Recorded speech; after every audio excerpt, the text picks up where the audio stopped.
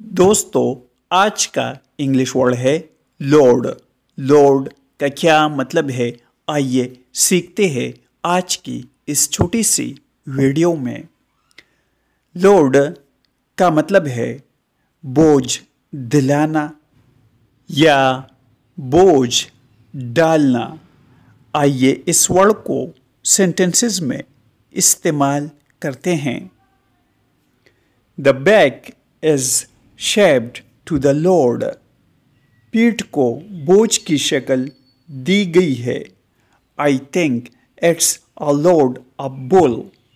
मेरे ख्याल में ये बैल का बोझ है। Bull means बैल।